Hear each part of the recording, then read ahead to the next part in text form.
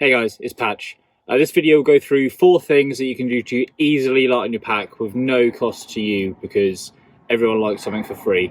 You might be coming out of lockdown in the UK at least and think you want to do more hiking, more backpacking, but you're carrying too much weight and just not really enjoying it that much. Here's some easy ways to make it much more enjoyable and not detract from your experience at all, okay?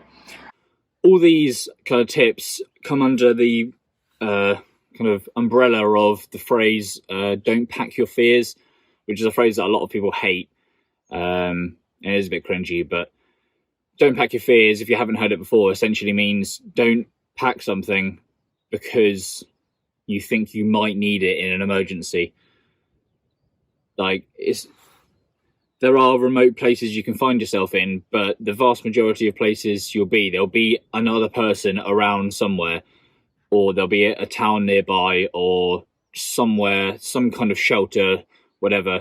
When people say they're going away or whatever, it's not like they're going into the depths of the wilderness and they're the only one for hundreds of miles. I think people kind of get a bit in their head about it and just think, oh, what if this happened, and what if this happened, and what if this happened? All of the points I'm going to mention will kind of come under that bracket.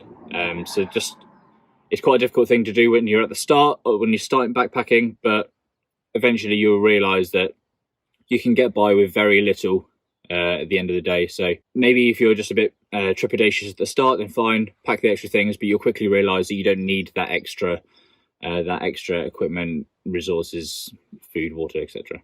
So the first one is water. And all of these should be taken with a pinch of salt, and I understand that there are different scenarios, etc., etc. So don't just take my word for gospel, but these are general things to consider when you're packing your bag. Water. A lot of people carry too much water, and I've definitely done it before. I've been on trips where I've had 2-litre bottles of water, and I've only really used one, and then kind of every time I've needed to refill it, there's always been a water source nearby that I can use, and the other one hasn't been touched. There's an extra litre of water, a litre of weight, that is just weighing me down. So people get very passionate about sawing the toothbrushes in half and all sorts of stuff. It's mad. But then they're walking around with an extra kilogram, which I think is like 2.2 pounds of weight, which they don't need. Now, again, obviously, if it's hot or you're doing something in a particularly dry place, then fine, carry what water you need. Obviously, I'll leave that up to you. But the vast majority of my experiences in England, at least, there's been plenty of water around. As long as you've got an adequate way and reliable way of filtering it or sterilising it, just carry the water that you need. That might even be just one litre bottle, like a smart water bottle, whatever. So that's an easy way to cut up to like a kilogram if you're usually carrying 2 litres. And people who carry like camelbacks or platypuses that are like 3 litres of water, like, that is a lot of water to drink. And that's going to be if you're not filtering water at all in a day, you're just doing campsite to campsite, which is fair enough if you want to do that. But something to consider. Number 2 is spare clothes. People, I think, at the start initially are quite precious about not smelling and things like that, and just trying to be as clean as possible. Backpacking isn't really the kind of pastime for those kind of people, the people who need to be clean all the time. Like, you're going to smell, you're hiking all day, especially in the summer, you're going to be sweating a lot. And people think that carrying spare clothes is a way to kind of mitigate that. But all that's going to happen is you're going to get your sweaty body into new, fresh, clean clothes. And then in a few hours, they're going to be smelly as well. So you're gaining absolutely nothing. What most people eventually do is just have one set of walking clothes and one maybe set of sleeping clothes if it's particularly cold at night. In the summer, you can get away with like not sleeping clothes, whatever.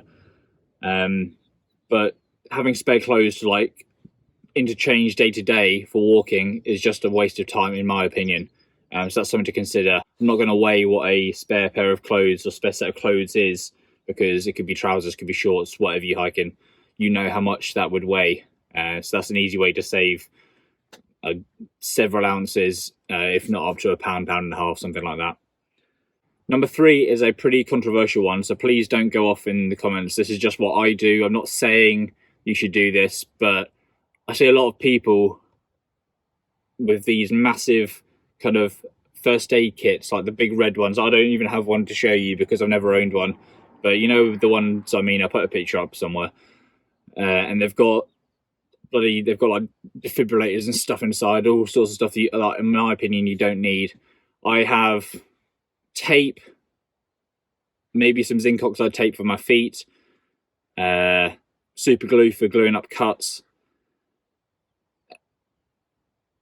and that's it. Some people carry painkillers if you take painkillers if you need them, but you don't need all these dressings and everything. You can make do in a situation like that with using whatever piece of clothing you need, your snood or whatever. Obviously, if it's just your peace of mind, then take it. I'm not obviously a doctor. I'm not going to say you definitely don't need this, you shouldn't be taking it. It's your choice at the end of the day. So please don't get angry at me for saying that. But that's just what I take or don't take for that matter. And number 4 is extra food or particularly heavy food or whatever. People, again, think that they're going to need a lot more food than they do. And yes, you do need more food than you would on maybe a normal day because you're burning more calories. You need to replace that, you need to refuel. Yeah, absolutely right. But people kind of get in their head and they're like, oh, I'll take this extra kind of boil in the bag meal just in case I need it. And one of those like boil in the bag pouches, if it's not a freeze dried one, can weigh a fair bit. So again, that's an easy way to save weight and money actually, because you have to buy it in the first place. Just don't take extra food. Plan it out. Be kind of disciplined with it and plan out exactly what you're going to actually need. And half the time when I'm hiking, after a day, I don't know what it is. My appetite, I haven't even got that big an appetite, so I'll have like a meal and then maybe like space it out over the evening. So I've definitely fallen foul of taking too much food before. I'll add a little bonus one because I know you're on the edge of your seat. Another thing that you do not need for lightweight backpacking or ultralight backpacking is a massive fixed blade knife, Bowie knife type thing for cutting wood, cutting trees down, that kind of thing. You know what I mean? I'll put a picture up if you don't. You're not Rambo. This isn't like it's not a pissing contest who's got the biggest knife. You need a small knife for cutting thread, cutting tape, things like that, or a little pair of scissors.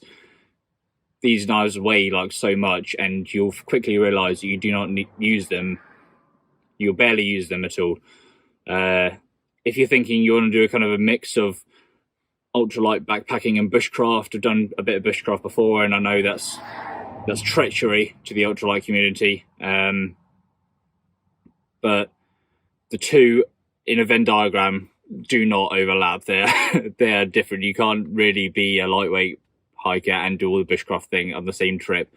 So if you want to cut your own wood or anything, then fine. And I think you can get ultralight saws and stuff like that. But to be honest, if you're leaving no trace and following the rules properly, which you should be, you should use dead wood if you're making fires. And actually, you shouldn't be making fires in the first place unless it's somewhere you're allowed to. So yeah, those big knives, don't need them. No bears or anything. You're not going to go all revenant and get attacked by a bear in the UK, at least. So yeah, no knives. That's it. So thanks for watching. Please like and subscribe. I really appreciate it, those who do. I think I've got nearly 250 subscribers, so people who actively want to listen to what I have to say and ramble on about things. So appreciate that big time. Please wait out for the next video, and please put suggestions, actually, if there's something you want to see for a UK-based hiker. I know most people are from America, but if there's something you want to see from someone who backpacks in the UK, please put it down in the comments and I'll do my best to answer it. Thank you.